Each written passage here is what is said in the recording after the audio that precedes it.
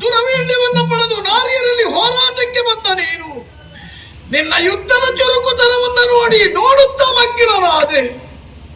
ನಾರಿಯೊಬ್ಬಳಲ್ಲಿ ಹೋರಾಟ ಮಾಡುತ್ತಾ ಕುಸಿದು ಧರೆಯಲ್ಲಿ ಬಿದ್ದೆಯಲ್ಲ ತಮ್ಮ. ಸಿಡಿಲೆ ನನ್ನ ತಲೆಯ ಮೇಲೆ ಎರಗಿದ ಅನುಭವ ನನಗಾಯಿತು ತಮ್ಮ. ಬಂದು ನೋಡುತ್ತಾ ಇದ್ದೇನೆ. ಯಾಕೆ ತಮ್ಮ ಸುಮ್ಮನೆ ಮಲಗಿದ್ದೀಯ ತಮ್ಮ? ಯಾಕೆ ನನ್ನ ಮುಖವನ್ನ ನೋಡುತ್ತಾ ಇಲ್ಲ? ಒಮ್ಮೆ ನನ್ನನ್ನ ನೋಡು ತಮ್ಮ. ಪ್ರೀತಿಯಿಂದ ಅಣ್ಣನಲ್ಲಿ ಎರಡು ಮಾತುಗಳನ್ನ ಆಡು. ಇಲ್ಲ, ಮಾತಾಡುವ ಸ್ಥಿತಿಯಲ್ಲಿ ನೀನಿಲ್ಲ.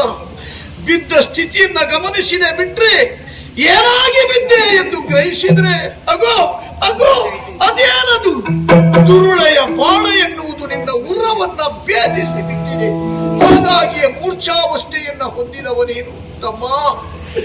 ನಿನ್ನನ್ನ ಈ ಸ್ಥಿತಿಯಲ್ಲಿ ಕಂಡು ನಾನೇ ರೀತಿಯಲ್ಲಿ ರಣಕ್ಷೇತ್ರದಲ್ಲಿ ಮರುಗಿದರೆ ನನ್ನ ಮೊರೆಯನ್ನ ಕೇಳುವವರು ಯಾರು? ನಿನ್ನನ್ನ ಬಿಟ್ಟು ನಾನೊಬ್ಬನೇ ಪುರವನ್ನ ಸೇರಿದೆ ಅಂತ ಆದರೆ ನನ್ನ ಅಪ್ಪ ಕೇಳಿದ್ರೆ ನಾನು ಏನಂತ ಹೇಳುವುದು? ಬರುವಾಗ ನಿನ್ನ ಹೊಣೆಗಾರಿಕೆಯನ್ನ ನನಗೊಪ್ಪಿಸಿದ್ದಾರೆ. ಇಲ್ಲ ತಮ್ಮ, ನಿನ್ನನ್ನ ಬಿಟ್ಟು ನಾನು ಹೋಗುವಂತಿಲ್ಲ.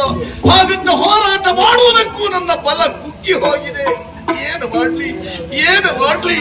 ಆರಾಧ್ಯ ದೇವನಾದ ಶ್ರೀಹರಿಯಲ್ಲದೆ ಬೇರೆ ಯಾರೂ ನಮಗೆ ಗತಿ ಇಲ್ಲ. ಶ್ರೀಹರಿ, ನೀನೇ ರಕ್ಷಿಸು.